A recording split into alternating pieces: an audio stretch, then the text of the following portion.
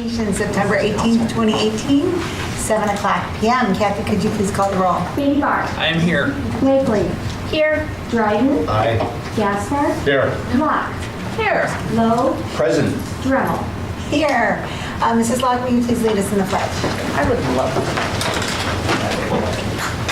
I pledge allegiance to the flag of the United States of America and to the republic for which it stands, one nation, under God, indivisible, with liberty and justice for all. Are there any additions or removals from the agenda tonight, Dr. Hitchens? There are not. All right, then we're going to jump right into celebrating successes. I would like to start by inviting Nikki Kitzmiller and Julie Allen up, and then Dr. Newkirk is going to give us a little preview of our celebration tonight. Come on up. While they're coming up, Where would you like us to stand? like right by that table there, is a great spot. Right here? Where we can all see you, and there's photo opportunities. Yeah. All right, this is what the girls stand. Okay.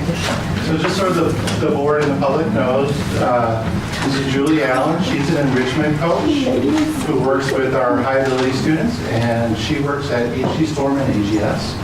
And then Nikki Kitzmiller, this year she is teaching 4th grade at the STEM school, and last year did some science coordination support at Hoover Wood School, as well as at the middle school. So last year, in working with the Batavia Foundation for Educational Excellence, they did something new with some of their funding in order to provide more services and more partnerships within our community, and they did a district innovation grant. And as part of our work with the District Innovation Grant, we really sought to solve some problems and innovate in areas where we couldn't possibly have worked on that before. And one of the areas that we identified was providing opportunities for girls in STEM education and hoping that they persist in STEM because it's such a great field for kids to be involved in. And one of the ideas of both Julie and Nikki was to create a class called She. And you have the flyer in front of you. And the purpose of this class was to bring a community of girls together to learn about STEM and STEM careers, and to do so in partnership with local businesses and other organizations that are working in these fields. So I'm going to turn it over to them, but we're really excited about this. We're so excited that when we approached the foundation this year, their focus was on providing this type of experience for more girls throughout the district, ideally at all 6 elementary schools during the course of the year. So these are a few of the girls that decided they could join us tonight, so I'm really happy that they're here. I'm going to let them introduce themselves, and then my friend Lucy Lolini, our resident actress and scientist, is going to share some more information with you about our class. Hi, I'm Matilda Auer. I'm Lucy Lolini. I'm Mariana Bruno. I'm Kaya Oberg. I'm Sonia Beckmark. Tell me about the class. Hello, my name is Lucy Lolini, and I was so fortunate to participate in the SHE program. I loved working on all the fun projects that helped me learn many different things that are important to know when you would like to become an engineer. Our amazing projects include Taco Party, which helped us learn how to go through the design process with restrictions and limitations. Package a Pringle, which helped us engineer a clever way to package a Pringle and actually ship it through the city and back to our school without it breaking. We only had limited materials, but most of the packages were successful. We also got to participate in fun electronic activities such as Hack a Greeting Card, Light Up Bug, and Makey Makey, which is a computer interface with circuit boards. People also came in and led activities such as a water filtering activity and a robotics activity. Given those experiences, we would like to thank the Batavia Board of the Batavia Education Foundation for sponsoring this program. Other students are present today to tell you about their favorite parts. Matilda, you want to start? My favorite part of when we were in the SHE classes was when we filtered water. Because I've always wondered like what happens down under there.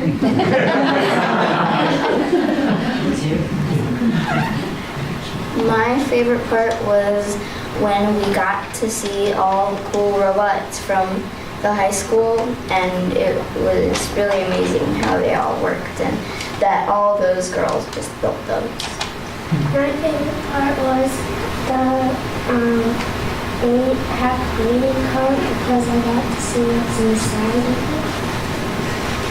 My favorite part was packaging the Pringles because it was fun to see if we were actually successful and how we packaged it. My favorite part was the taco party because we got to design and buy what we needed and work together with the amount of money, and then we got to make it come to life. I'm gonna let you guys introduce yourselves one more time, okay? Nice and loud. Mariana, Kaya, Talia, Lucy? Matilda. Nice to have. What did you design for Taco Party?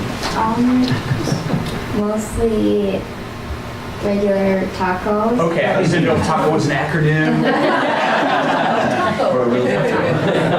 Criteria and constraints. So we were really focusing on the design process and what criteria and constraints are and how you work within them.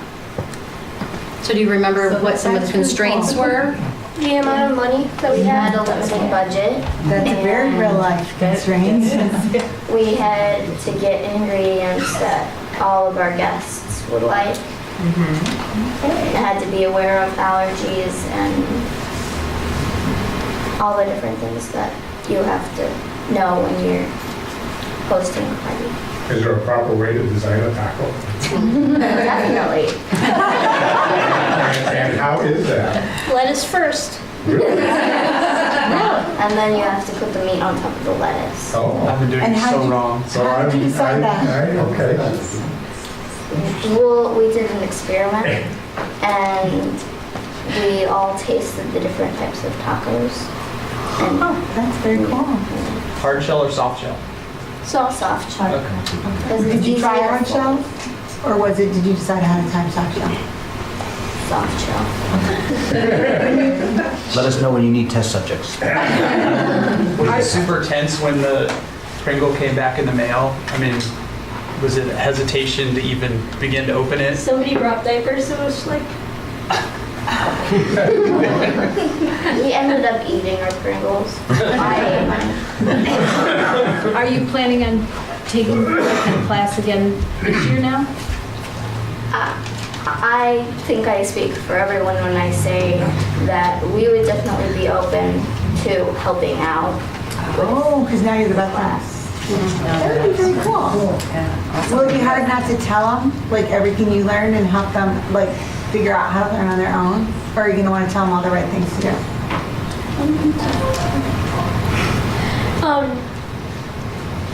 I think it'll be a learning experience for everyone doing it again. Okay, yeah. The little mistakes that you made, you can help other kids not make those mistakes. Yeah. Do you think you'll learn more this time too? Mhm. Yeah. Oh, yeah, we have someone else join us. Hi, sweetie. Hello. Do you mind introducing yourself? My name's Mikashi. So everyone told us what their favorite activity was. Do you remember which one was yours? I like the water filtration. Oh, that was Matilda's, right?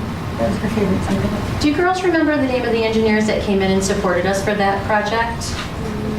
What's with that? Nope, the ones that came from the business and they had their worker, you know, they wore their They had a hard civil hat on. engineering outfits, Wait, that kind of thing. they were at the water treatment? Well, they were from Trotter and Associates.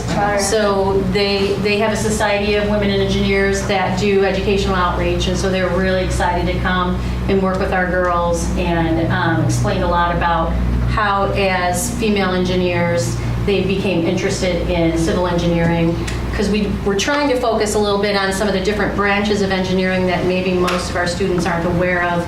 Electrical engineering, civil engineering, mechanical engineering, the robotics. And that was Roaring Robotics, who I think used to be housed in Batavia, but most of the girls that came to demonstrate to our students were Batavia High School students. So that was really fun. And then we also had some engineers, collegiate engineers from Northern Illinois University who came and helped us several times. Several different groups of girls who are also in, women I should say, that were also involved with the Society of Women Engineers at Northern Illinois University. And then, do we have any other visitors? Remember the one from Fermi who gave us? How could I forget Fermi Lab? Yeah, why don't somebody tell them, do you want to tell them about Fermi Lab, you and Talia? Sure. One man and one woman came and took marshmallows and they put it in this Liquid nitrogen. Yes, and then they gave each of us a handful of marshmallows, and they were frozen and crunchy instead of toasted. So it was really fun. Do you remember the big magnet? Remember when you put the magnet on? Yeah. The girls got a chance too to talk with the engineers about like how they became interested in engineering once they knew that they were interested in that. What kind of classes might you take in middle school? What kind of classes might you take in high school? Some things that surprised the girls about engineering. A lot of people don't really know what engineers do, and they were those engineers were actually part of that group. Like I didn't really know what an engineer was. I just took this class and it was really interesting. So it's nice to be able to talk with them and kind of explore what classes, what after-school activities, what summer activities might you do if you're interested in engineering. That's awesome. Thank you.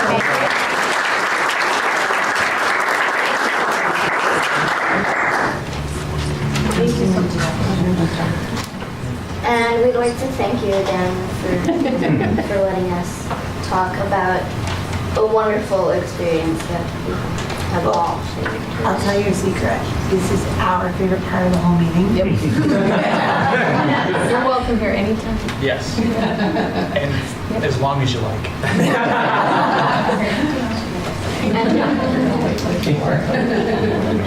So we just had a little slideshow. The girls, as they were working through their different experiences, we were doing a lot of pictures, and then we would send them out to them each week because they love to see themselves in video.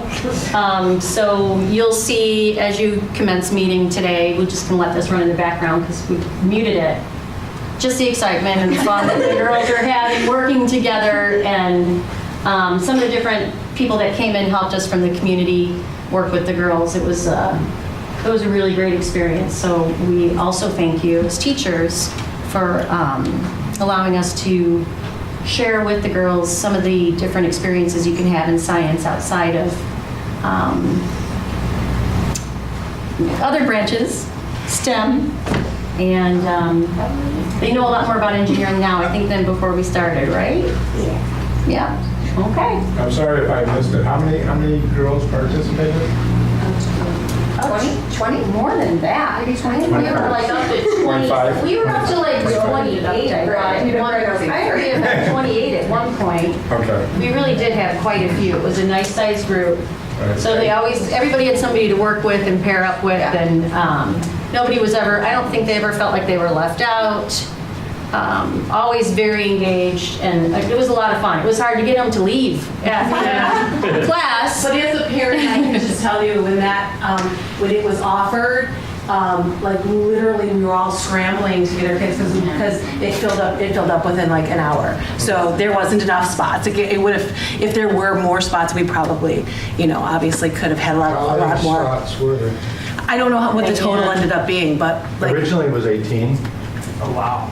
and we went up to 28. We lost a couple, but It filled up really fast. And we're looking to add more. Well, I was going to say, so is it a done deal that we'll do it again this year? Yeah, we spoke with the foundation at their last meeting, and really the commitment of the District Innovation Grant was to take that in partnership with PTOs. We're looking for PTO partners because we don't have enough money to really do it at all 6 elementary schools, but if we could get supplies funded through the PTOs, we are looking to bring this to all 6 elementary schools this year. That's really awesome. Brett, I don't like to put you on the spot. I know one-handed, but I am going to. But the number of girls participating in the math classes significantly dropped off at the high school, wasn't it? It did. Math classes where we tend to be strong in terms of the balance between males and females. But in computer science and in engineering, we see a disproportionate number of males as opposed to females in those classes. And then I remember seeing the number in calculus. It was like there was, what, 6, 9? Calculus is about 45% female, but it was just the such a- upper level engineering courses, Yeah. we don't see. It was just such a very many low girls number, participating. and that's why we thought it was just very important to continue this project. A lot of our friends too that came from Northern to help with the girls were so excited because they also do an outreach program at Northern where they're trying to get girls invested, and they work with the Girl Scouts and the Brownies to offer some engineering design element type activities for those girls as well. And they were even saying that even at the college level, you know, they were few and far in between male to female in their engineering classes that they're in. So for them, it was really exciting to see Batavia doing this and allowing this opportunity for the girls. And my daughter, Mariana, is in robotics with Fox Valley Robotics. So it was, and Prakashini's on her team. So it was really fun for them to see girls in high school and college that are still doing it. And so it still seems like cool, you know, and fun. So that was a session that I know they both really enjoyed too. And we even had a middle school student that was from Control. Yeah. Oh, yeah. Yeah, I was at Region 9 from all the kids.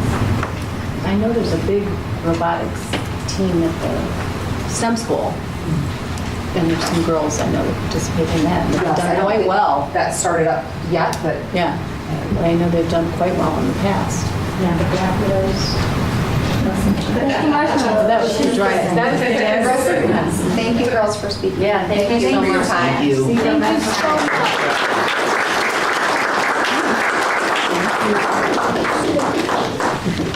Next on our agenda is our public comment section. We will start with public comments.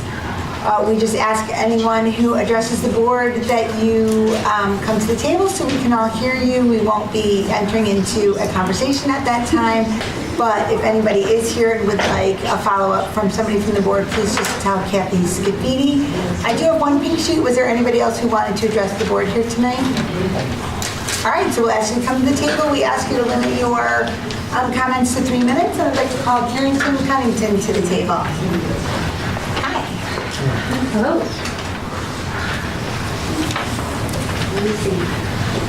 Thank you for having me here. Hopefully you all recognize me from last month. I know I've been here before. And, my name is Carrington Cunnington. I live at 3125 Savannah Drive in Aurora, and I have 3 kids at Louise White Elementary School. Last month I asked you to consider or put forward a proposal for a new policy in our district to ban the use of student personal digital devices on school grounds during school hours.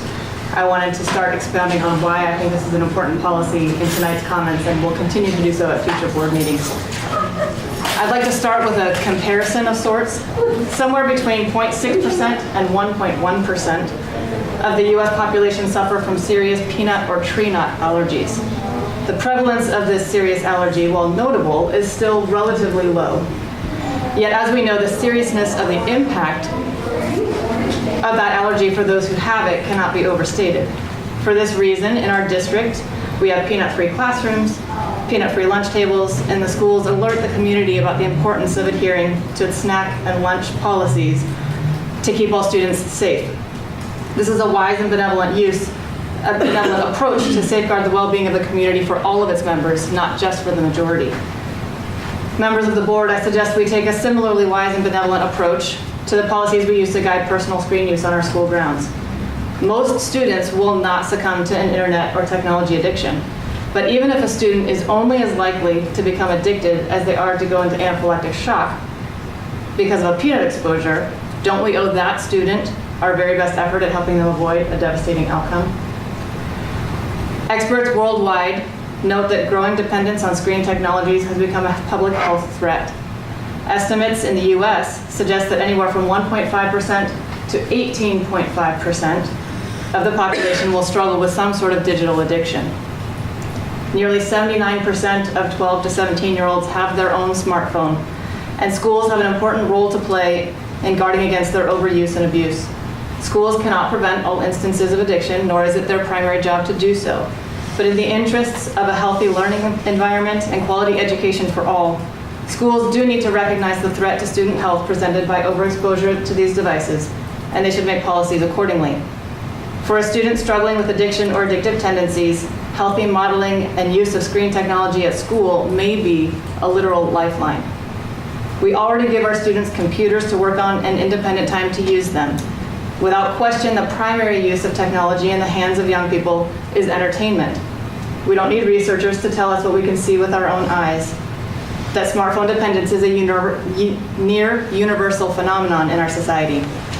When we allow or even condone the use of personal devices on school grounds during school hours, we hijack academic potential, we jeopardize relational and conversational depth, and we dull the cognitive acumen of every student in our district. And for a smaller portion of our student body, we create an environment that ensures their downfall into addiction. We do not allow drugs or alcohol on school grounds, nor do we promote pornography or gambling. Yet the most addictive substance of our day has free reign to run rampant through school hallways on a daily basis. I beg you, members of the board, to do your research. I'm happy to give you resources to do that. And do what is in your power to stifle the overuse of these personal devices on school grounds. Thank you. Thank you.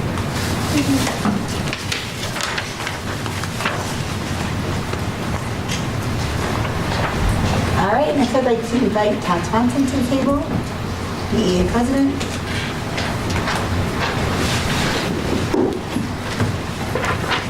And it's nice to note that I have to follow your favorite part of the meeting, so. The kids I'm go sorry, against Todd, it. you sound cute. They are so cute. So the school year is just beginning, so I don't have a whole lot to report on, but there's just a couple of things that I'd like to highlight to the board. Some really great collaboration things that have been happening with the BEA and with the school district. And the first one is that Lisa Placey and I have been working with student services to compile a list of the numbers of kids on their caseloads, and the BEA always had a structure in place where the members of the BEA would report their caseload numbers after a certain time frame of the new school year, just to match all of the caseloads, getting the right number of people into servicing the right numbers of kids. And Lisa and I worked together on that. We actually had all those reports in ahead of schedule this year, and happy to report that we're able to actually start taking a look at that information, and Lisa's actually starting to plan some interventions where there's areas of needs in some buildings and moving some people around to hopefully meet the needs of kids even better. So that's a really, really great collaboration piece that we started the year off with. And then the other thing too is that a lot of our other collaborative pieces that we have with BEA and the school district are our committees, and a lot of those committees are just starting to meet now. The stipend committee met yesterday, insurance meets on Thursday, we have PLAC and CAC. Student services all meet next week, so at our next board meeting we'll probably have a lot more to tell you, but I really have a sense of renewed collaboration as we move forward into the school year this year, and that's very enlightening. And then just the other piece too, just in promoting Batavia and the work that we all do together, I think the Beefy celebration with the Bulldogs Unleashed was a huge success, and thank everybody that came out to go through that. And then this Thursday night, one of our biggest celebrations of Batavia is the Hall of Honor, and we're proud to be a part with the district and all of those events. So that's basically it to start out the year. That's awesome. Thank you, Todd. Thanks. All right, student ambassadors. Okay, so it is homecoming week this week, so the school is buzzing. Everyone is having like the best time because this really is the best week of the year. I feel like it's a unanimous decision. Like we just all love homecoming week. Paint the Town is on Sunday, so if you're driving that way home, you'll see all the windows decorated. We had awesome turnout with the clubs, and there really weren't any major issues that we had to overcome. Just everyone had a super fun day. And then last night was the class Olympics, juniors versus seniors. The typical rivalry, the seniors won. It's not rigged or anything, you know. And then tomorrow night's the parade. That'll be right down Wilson, and all the clubs, everything, student council, they're all getting ready with their floats. The floats are ready for the most part. And then that'll be followed by homecoming this Saturday at the high school. Everyone's really excited. The football game this Friday. We play, who do we play? Wheaton Warrenville South. Wheaton Warrenville South. So we're all very optimistic for hopefully a W. Yeah, another win. Also, it's been Spirit Week, which is such a good time. Sorry about my voice. I lost it last night at the Class Olympics. Good job. So, thank you. Yeah. So yesterday was Color Wars. As you probably saw all over Twitter following that night, we all wore our colors to the Class Olympics, and it's just super fun seeing the division and the grade and seeing the turnout. Today was Dress Your Theme Day. So as we said before, freshmen was the Wild West, sophomores the Big Apple, juniors are West Coast, and seniors are Hawaii. So that was a lot of fun. Tomorrow we have USA Day. Thursday we have Class T-shirt Day. So Student Council has been selling the class T-shirts that were designed by the Student Council representatives of each grade. They were sold yesterday, they were sold today, and they will be sold tomorrow to wear on Thursday.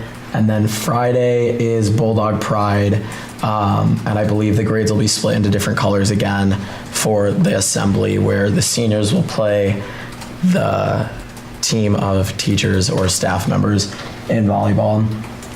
Other than that, not much has happened. The only thing that we wanted to bring up, because it has been getting a lot of comments in our school, is a printing situation that we have this year. And we haven't fully looked into the idea or the issue yet, but all we do know is that we've been getting lots of questions and confrontations from other students as well as ourselves with the new printing situation at the high school. And if you didn't know, all of the old, I don't know what they're called. The laser printers. The laser printers, yeah. They got rid of them over the summer, and we have these new high-tech ones. I believe there's 11 of them. 11 throughout the building. What's the issue? The issue is, well, what seems to be, we don't have any data or proof yet to back any of this up. We just wanted to bring the idea up to you because we are hearing a lot about it. Just intervene really quickly. I met with the student ambassadors and Dr. Smith last week, and they did bring this up to me. And they mentioned that they were going to be talking about that today, just to bring it to our attention. But the decision, we kind of talked and brainstormed together that they were going to be gathering more data on exactly what the issue is, who is in need of printers, why they're in need of printers, why the big shortage this year, and then they were going to present a little bit more clearer report to the board, but they just kind of wanted to bring it to our attention. So I don't. What is the 5,000 foot issue? Because I don't think we ever got to that. So the issue is that students now, to print something, you have to log in with your email and password on the printing on the printing device. To retrieve your document. Yes, to retrieve your document, and then it prints, and then you have to log out. So for, say, an English class, if you have a paper due, and the teacher says it needs to be printed by the beginning of the class, last year, everyone would just go right before class in the 7-minute passing period that we have, log in on the computer, it comes right out, you grab it, you go to class, you're fine.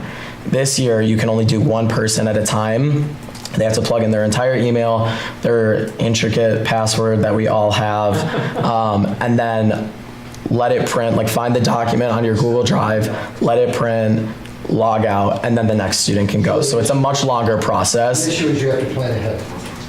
You could say that, Can I yeah. approach it from a different angle? Making it But something that we address. there's also a shortage. There's not as many printers available. So that's why I'm planning ahead. Right, but I want to approach from a different angle. Is that we live in this day and age where we have this magnificent thing called email, why are you being required to print papers to hand in when you could simply just deliver them electronically? That is a great question that we cannot answer. We are just I know you can't told answer, from the but- teachers, to show up with a hard copy. Last year there was 5 printers in the LRC. And this year there is 1 for students' use. And then there's another one, I believe, in the music wing. There's another one in the weight room. Yeah, there's one in the weight room. Which is There's some in the music wings. Yeah, They're exactly. They're spread out throughout the school so that no one has to travel that far to get to them.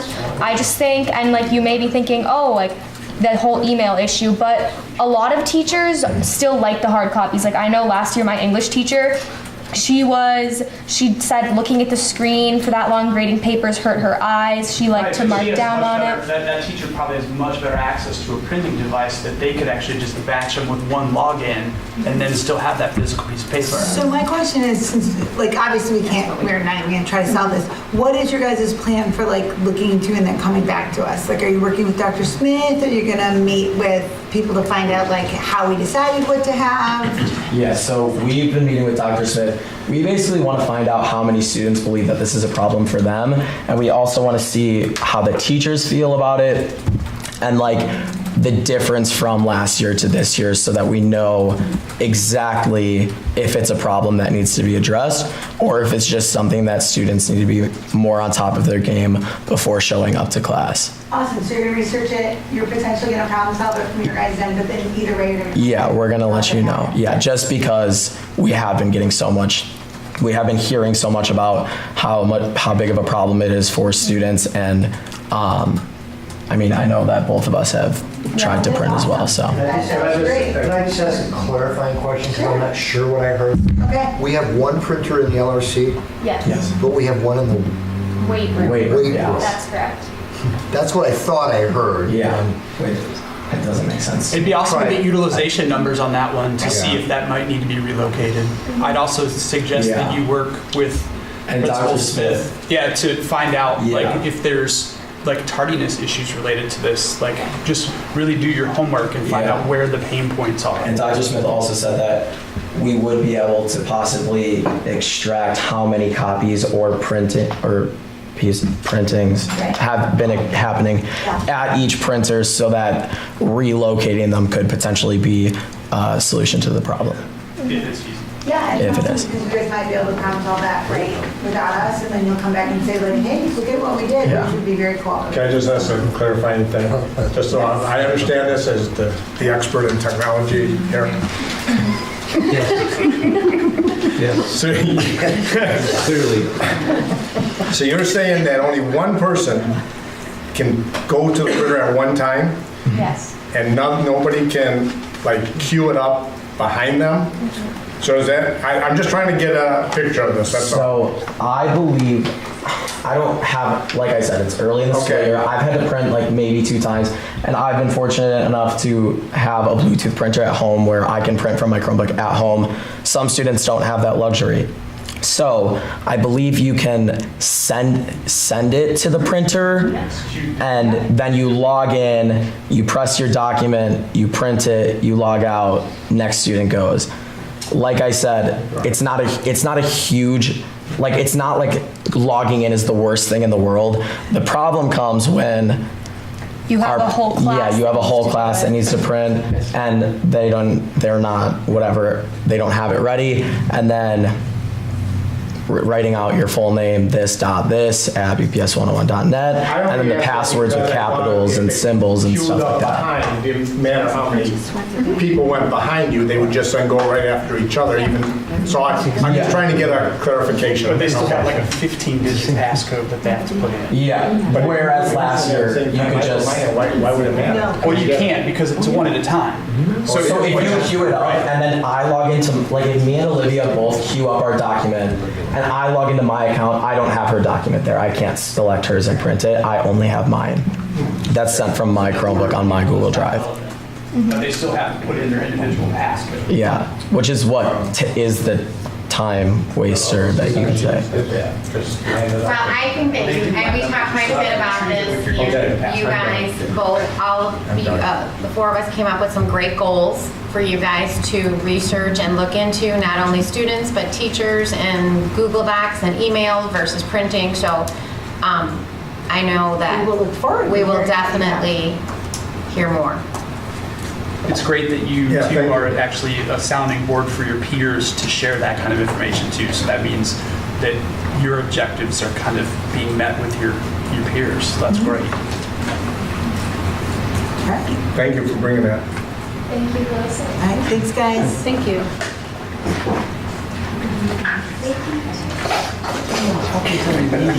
I'm so sad. The weight room?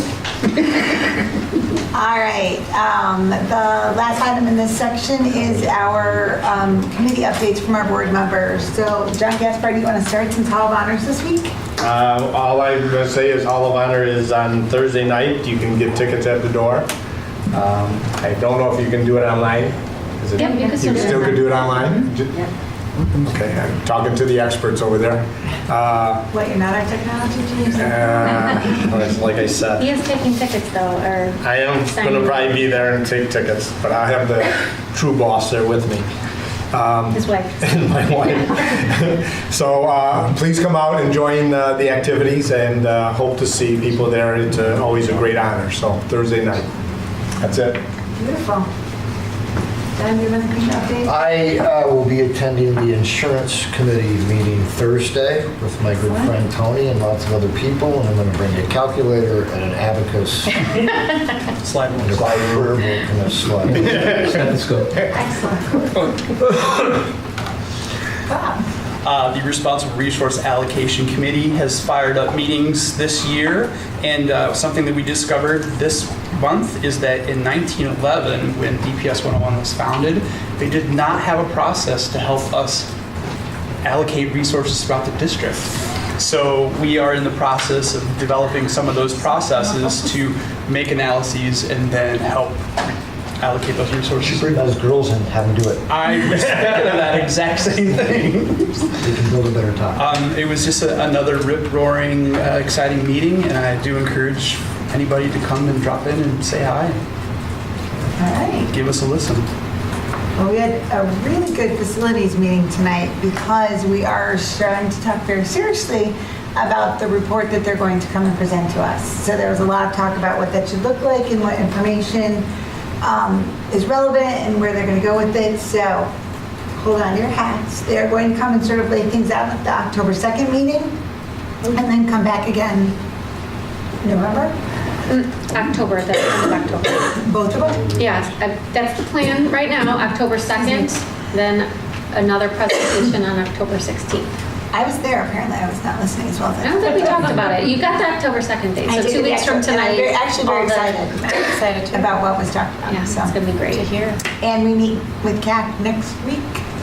And I think we've met since we last met with CAC, so I don't think I'm missing anything. Am I, Brad, for CAC? Tina? I don't have any CLAC updates. We'll be meeting soon. Right? Next week? Next week. You heard a little bit of the report from the student ambassadors, which I worked on with them this past month, and also how to get their voice heard in the school. And I know Sue, Miss Gillerlane, is going to be working with them, and we have come up with some great ideas to get their voice out there. So that's it. Awesome. Thanks. Chris? I've got nothing. We didn't have any capital projects committee, so. All right, Sue. I just attended the Bulldogs Unleashed auction on Saturday night with Tina and Kathy, and Brad was there, Steve was there. We had a great time. So, it was wonderful. And I would say a topic of conversation that night was our wonderful viewers out there is a huge plug for the Education Foundation. They are have always been a huge supporter of us. They've always been amazingly energized. They're on fire. They have a million ideas. Yep. We have Give them your money. A new president. I'm so excited about what they're doing. Dr. Jan Wright has taken over, and we have quite a few new board members and a lot of new energy, new ideas. The District Innovation Grant is a new area that we're working on. We're only giving out one kind of grants, this grant, like the small grants for the teacher grants, as opposed to the small and large grants. It's kind of being streamlined a little bit, but that doesn't mean you're getting less money. So things are being done a little bit differently. I believe in the next month or so, board members are going to be going out into the schools and talking to the principals and to the teachers about how things are being restructured and the processes that are going on. But I don't have any totals, but I believe it's safe to say that over $50,000 was raised. Lisa, don't you think that's about right? Yeah. Definitely. Yeah, It was, someone's dog breakdown, that looked pretty good. yeah. Over 15, there were 15 dogs that were auctioned off, and I know one sold for $8,000. 2 for 4 something, right? Yeah. It was crazy fun. Yeah, it was wild. People are spending They were down. Which one was in that crowd? Which one was the one that went? I can't remember. The one that was the aviator. The spy. Spy with Oh, with the goggles that lit up. That, I can't remember the name of it, but yeah. Yeah, it was Was it really Time cool Traveler? dogs. Yeah, Time Traveler. Time Traveler. That was it, I yes. don't know why I thought it was spy. So it was great. And the raffles, there were some people that, everybody won their raffle dog. It was really cool. It was fun. It was a great night. And so the proceeds will go to the Library Foundation, the Foundation for Educational Excellence, and then also the Park Districts. It's split 3 ways. So it was a great collaboration. Awesome collaboration, but give your money to the education foundation. Yes. Who's doing their social marketing? Because that email or the post about if you're reading this, you obviously didn't win the raffle, or there's good news and bad news. Yeah. Or something. That was really cute. So, no, it was a wonderful night. So thank you, Sue. I know, I was just thinking it was probably Sue. Was it you? it was Britta McKenna. Oh, awesome. Yeah. All right, so that was very fun. Yes. That's it for community updates. Next on our agenda is our consent agenda, which is our way of streamlining our business and taking one vote for a number of routine business items. All of the details have been appropriately put into the board packet, so I will let Mr. Pierce take us through the consent agenda. All right, here we go. 5.1 and 5.2, approval of the August 21st, 2018 regular meeting and closed session minutes. 5.3 and 5.4, approval of the August 29th, 2018 special meeting and closed session minutes. 5.5 is a very, very small personnel report. 5.6 are monthly payrolls and bills. 5.7, destruction of the March 21st, 2017 closed session minutes. We have one donation, 5.8. Chip-in donated almost $3,000 to support the Wired for Math after-school tutoring program. 5.9, we have policy revisions 480 and 6250. 5.10 is equity work for Batavia High School and Rotolo. And 5.11 is the intergovernmental agreement for the co-op of swimming and diving with West Chicago and Geneva. 5.12 is the approval. Awesome. Are there any items on the consent agenda for removal or for further clarification? I've got 2 things. My computer's on the fritz, Okay. so I don't have it in front of me. 5.9, I believe, in The policy? yeah, there were 3 attachments there, and I'm wondering if the 3rd attachment, was there something? The third attachment is an administrative procedure, and the board doesn't necessarily vote on those, but I usually include them in the policy report in case you have feedback about it. Got it. So that one was about some of the regulations have changed regarding the National School Lunch Program and the way that we Yes. allow kids to accumulate that. So there wasn't anything that I missed on that? There No. wasn't? Okay. The other 2 were the actual policies that we saw last time. That's not 5.1. 5.10.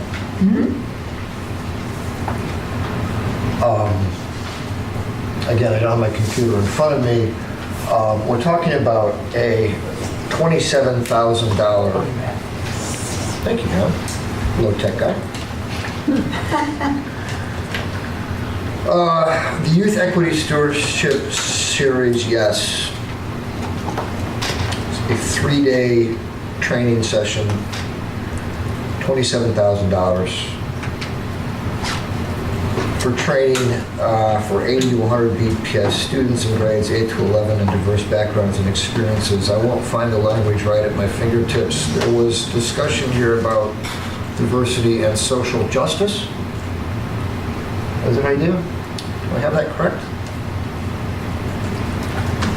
Social accountability, yeah, Social from Corwin, accountability. that quote from Corwin.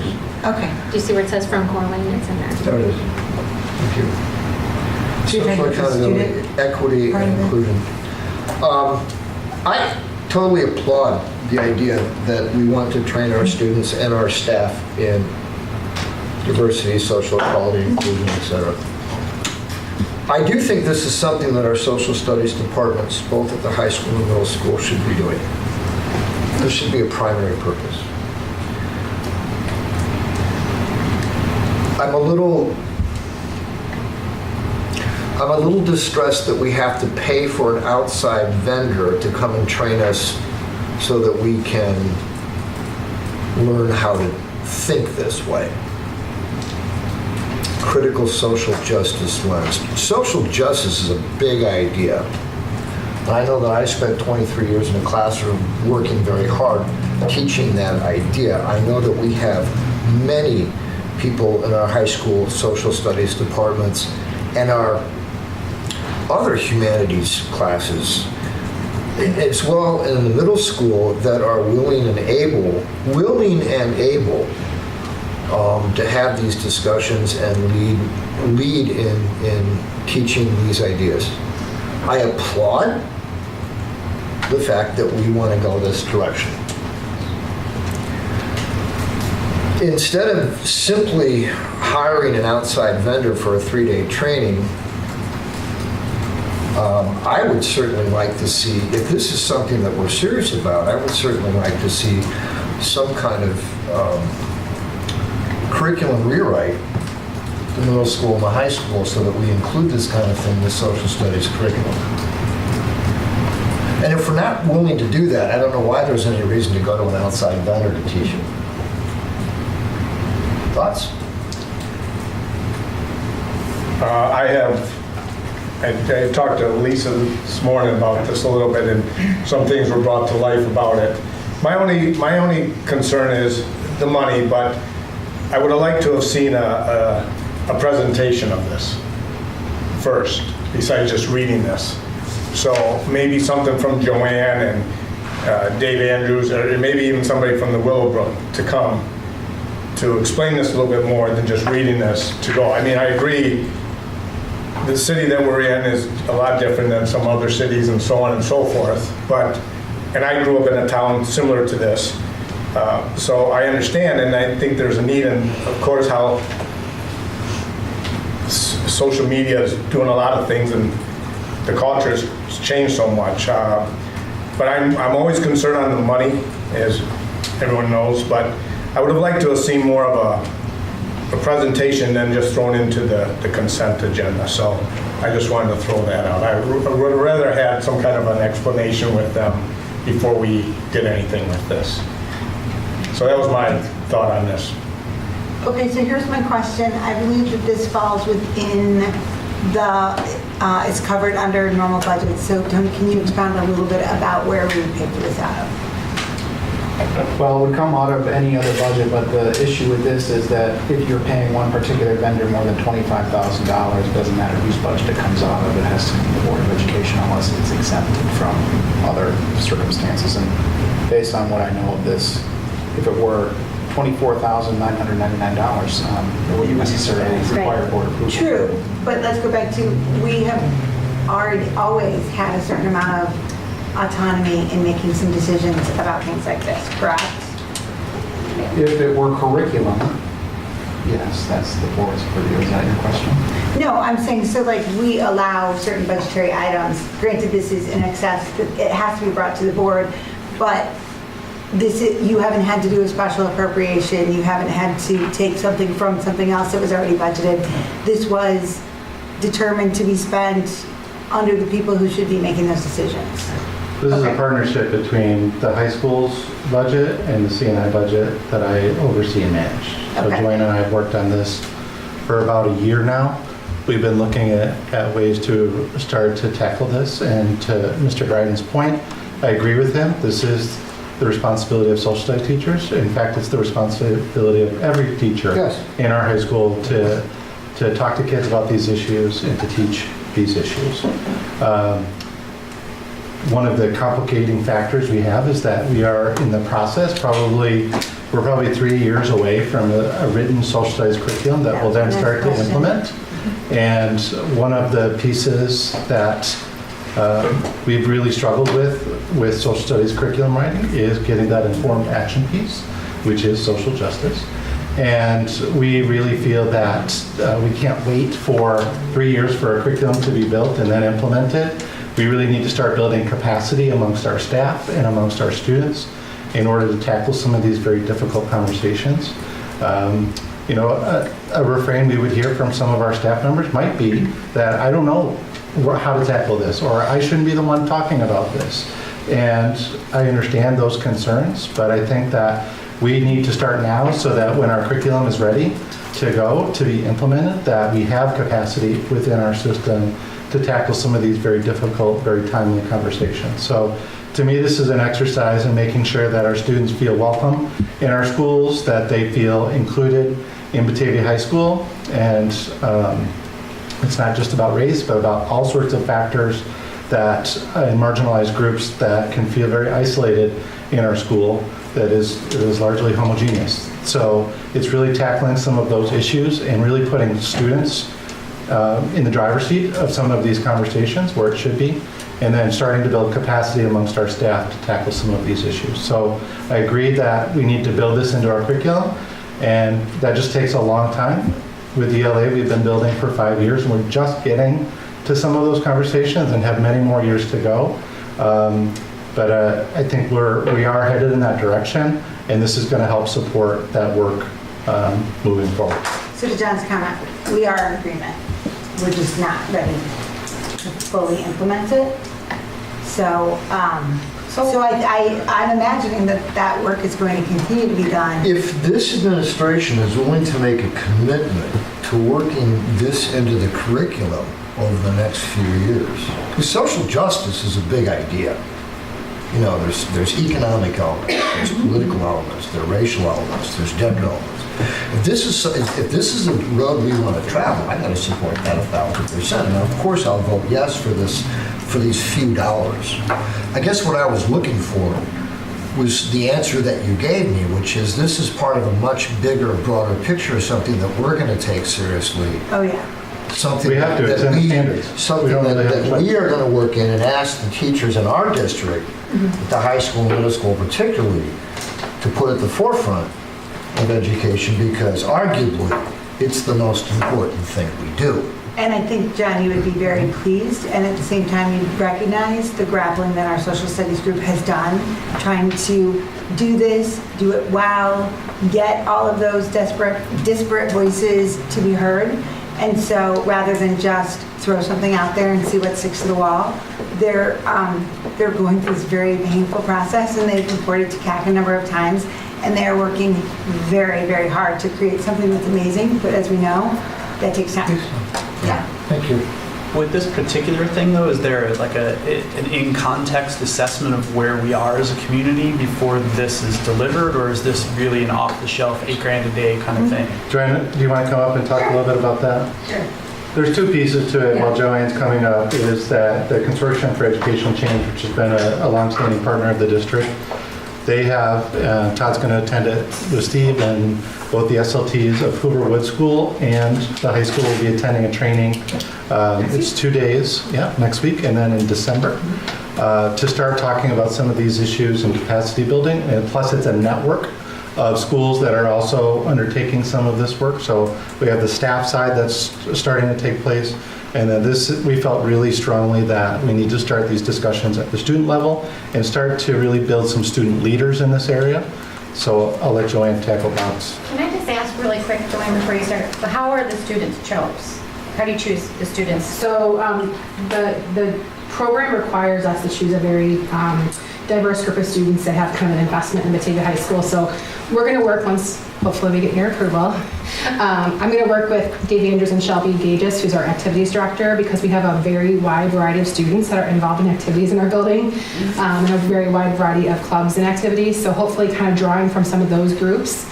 But also I have a principal student advisory team. Brian Zwemke has a principal student advisory team that's a pretty diverse group. So we're going to be able, it requires us to get diversity in grades, age, background, race, you name it. So that's kind of what we're going to focus on, is making sure we get a good group of students that represent us. Well, just out of curiosity, sometimes the students who have different backgrounds and a diverse background don't always participate in as many clubs and activities at the school, but probably would be the ones we would want to hear from. So how will they be included? I think that will also, once we sit down with Dave and Shelby, we'll also loop in our related services professionals such as counselors, social workers, to make sure that we're really hitting kind of all of the areas we need to get a good picture of what Batavia High School looks like. I would like that. So they don't have to, like, fill out a form, say, essay or No. anything like that. So it's all basically going to be handpicked. Yes. Okay. And the point of this phase of the student training is to get those leaders in place and get them on board so that they feel comfortable leading some discussions. You know, we've seen great success with, you know, really involving our students in these kind of leadership opportunities within the high school. So this is really focused on building those leaders. So one of the prime characteristics we're looking for, besides diversity in that group, is that students who can step up and lead. So leadership potential. Is it off the shelf? Or? Sorry. So Bob, your question is, can you say it one more time just so I make sure I hit it? Is there a component of like an in-context assessment of our community and our, you know, our situation, so that there's a practical application instead of this just being an $8,000 a day off-the-shelf presentation? So I've been working with, in building this contract, obviously to bring to you, I've been working with the presenters themselves, as well as obviously their kind of the group from Corwin.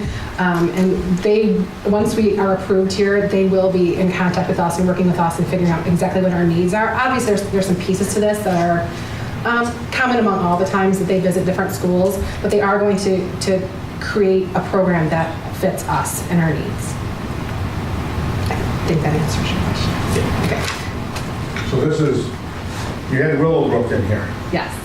I'm not familiar with Willowbrook. So what is their makeup? So Willowbrook is a much more diverse school than us, but also a number of other schools such as the Downers Grove High Schools and some other high schools in the 214 district have had great success with this for a number of years. We're talking 5+ years using this. And if you look at all those schools, there are some schools that are like us and some schools that are unlike us.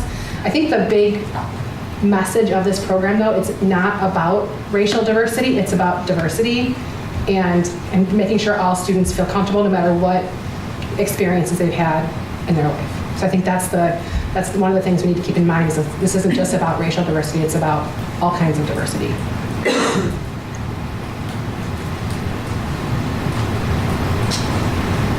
Other questions? No, the only thing is that my comment was about a discussion of this nature. This is what I would have liked to have seen before this came to a consent. So I had a better understanding of it.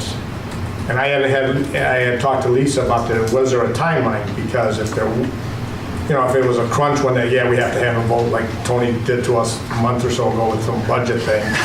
Then, you know, that's one thing. But like here, if we had a couple months, we could have that true discussion, and you could have had somebody to make it feel a little bit better to understand it before we approve it. I agree with it. So that's what I just didn't like how this was I understand put where in you're coming here. from, John. I think a lot. Okay. I think many of us view it as like this is a high school initiative within sort of their budgetary, but because of some particular rules, they have to bring it to us. So I think it fell in a weird gray area for this particular time. Are you anticipating pushback? From whom? Besides the board. Staff? Staff? From social conservatives that don't understand the need for social justice or diversity, that have a more narcissistic.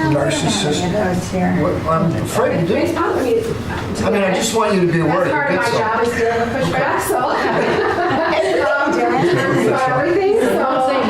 Yeah, so I don't ever not anticipate it. How's that? Yeah. And on that note, I congratulate you on your messenger post today, the picture that you posted on Messenger. So I thought that was pretty awesome. My point is, Joanne, the more pushback you get, the more successful you be.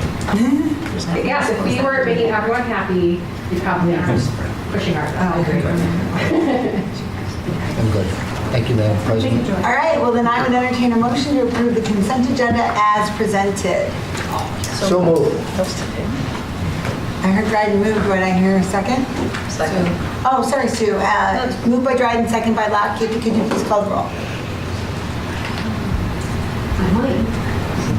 Oh, like what? Barr. Yes. Blakely. Yes. Dremmel. Yes. Dryden. Yes. Gaspar. Yes. Locke. Yes. Lowe. Yes. All right. Next item on our agenda is reports. Dr. Higgins will take us through those. We had one FOIA request this month, and we had our regularly occurring treasurer's reports. Any questions on those? No, it's a little boring. Our only action tonight, action item tonight is the adoption of the budget. Tony will inform us of any updates. Yeah, we want to just do a Constantly. recap of how things are working, and I'd invite Lindsay Janata, our Director of Finance, to help me do that.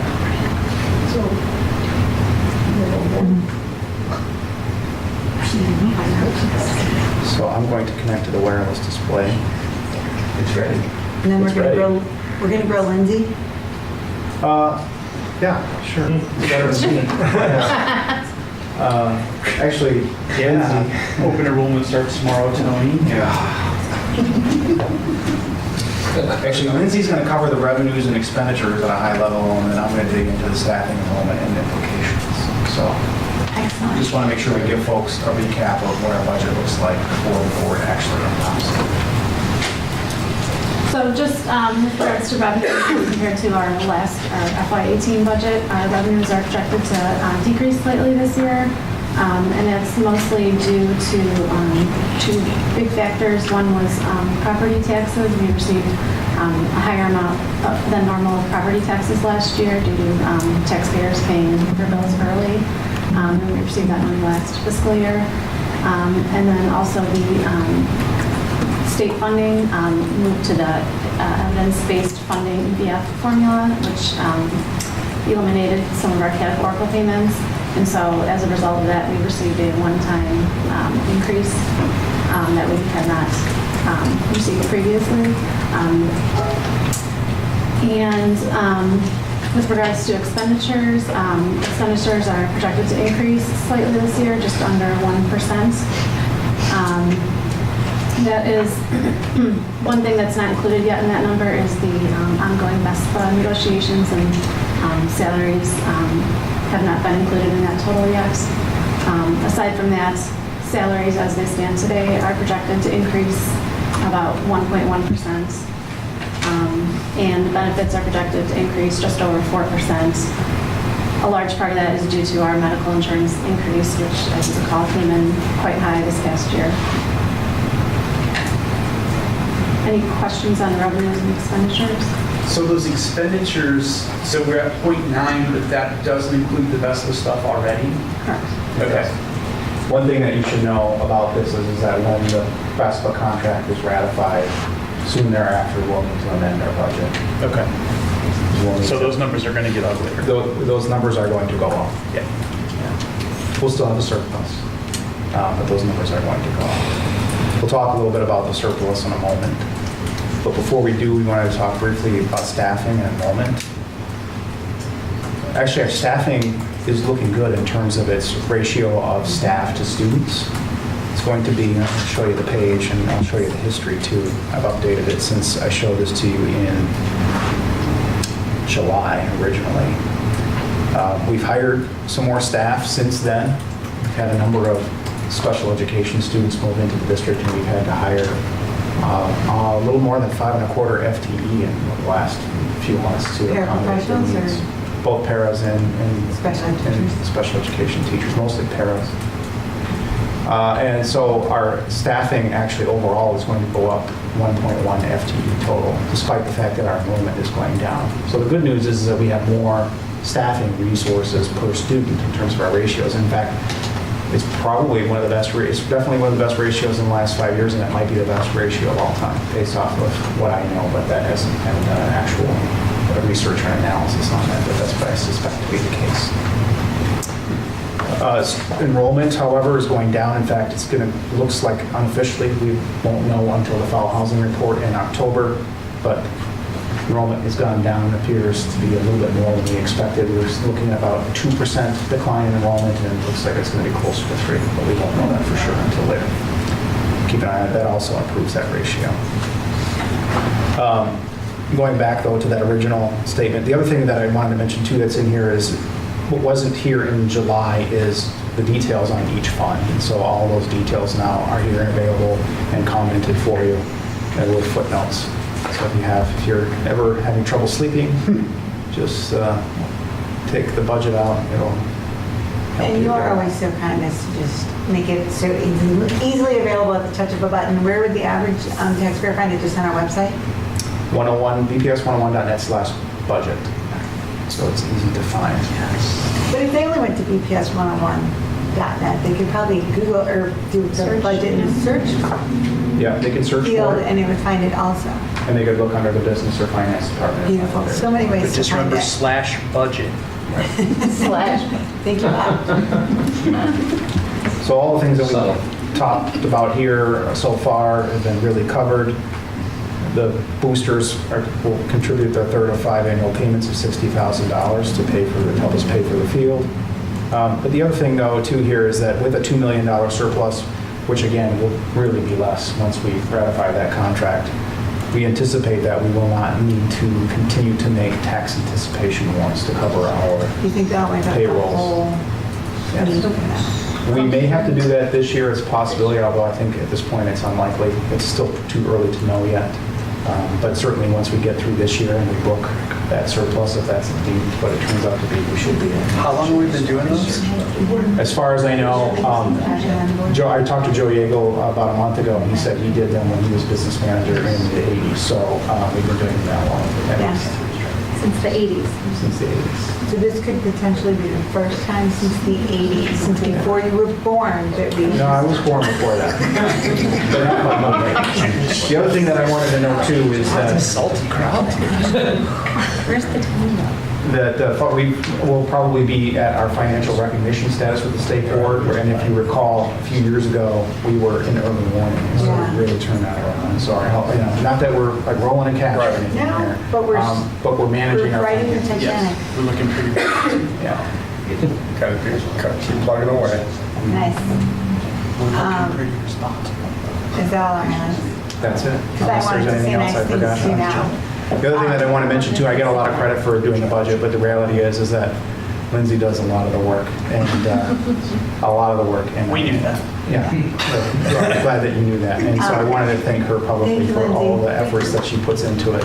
There's a lot of other people that have hands in the budget, but if we didn't have Lindsay, it wouldn't happen. So I would like to say, though, that without your guidance, we would not be in this really positive position. So thank you for regularly coming to us, telling us things that we absolutely hate to hear, but are what we need to hear, because I feel like we're in a so much healthier of a financial position, and with a much healthier financial philosophy than we've had for a long time, because you're willing to come and tell us things that we don't want to hear. So thank you. appreciate that. Thank you. We're moving in the right direction. Yeah, we are. Oh, but we actually have to adopt it. So I would entertain a motion to adopt the fiscal year 2019 budget as presented. So moved. Or second. Okay, moved by Locke, second by Beatty Bar. Could you please call the roll? Beatty Bar. Yes. Lakeman. Yes. Dryden. Yes. Gessler. Yes. Locke. Yes. Lowe. Yes. Drake. Yes. All right, that was all of the business portion of our meeting. We will do comments, but we do have closed session, but there's no action to follow closed session when we return to open session. So we'll move on to administration comments. Thanks for your guidance tonight with regards to that agenda item, and we appreciate the support and know that we're headed in the right direction there. Not that we were in the wrong direction, but this is a great project for the high school and the middle school to be taking on, and Hooverwood School as well. And we do have a meeting 2 weeks from tonight. Our main reason is the facilities committee, like we talked about, but there might be 1 or 2 other things on that agenda as well. So see you in 2 weeks. Awesome. Comments? We can start down with Sue. Just hope everyone has an enjoyable homecoming weekend. Hope to see everybody at Hall of Honor. Sounds good. Chris? I got nothing. Tina? Okay. We're whipping through. Bob? I'd just like to echo what our student ambassador said earlier tonight about it is the most wonderful time of the year with homecoming, and just a shout out to them. Second only to back to school. Yes, second only to back to school, exactly. But a big shout out to them for being such engaged student ambassadors.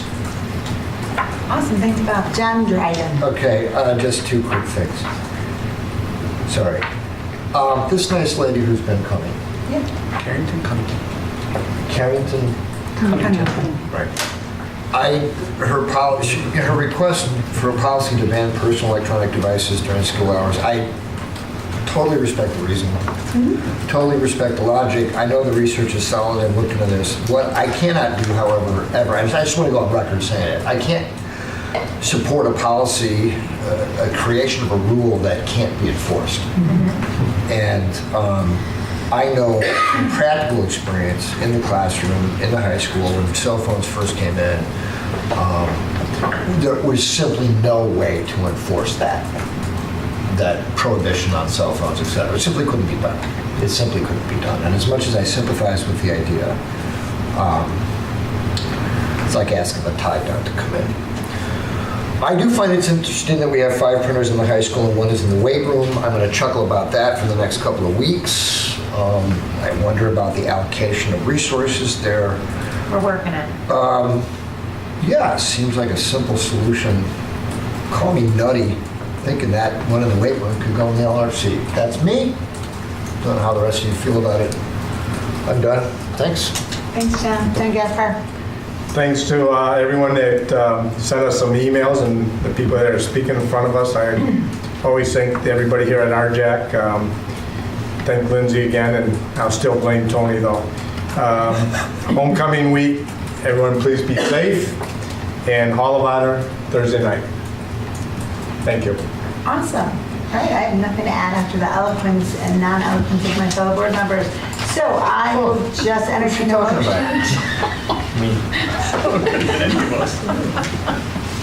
I didn't single you out. I move that we adjourn. We can't. It's a closed session. We're Closed session. having a motion to adjourn to closed session to consider the following, John. Collective negotiating matters between the public body and its employees or their representatives, or deliberations concerning salary schedules for 1 or more classes of employees, and the appointment, employment, compensation, discipline, performance, or dismissal of specific employees of the public body or legal counsel for the public body, including hearing testimony of a complaint lodged against an employee of the public body or against legal counsel for the public body to determine its validity. However, a meeting to consider an increase in compensation to a specific employee of a public body that is subject to the Local Government Wage Increase Transparency Act may not be closed and shall be open to the public and posted and held in accordance with the Open Meetings Act. That's number 1.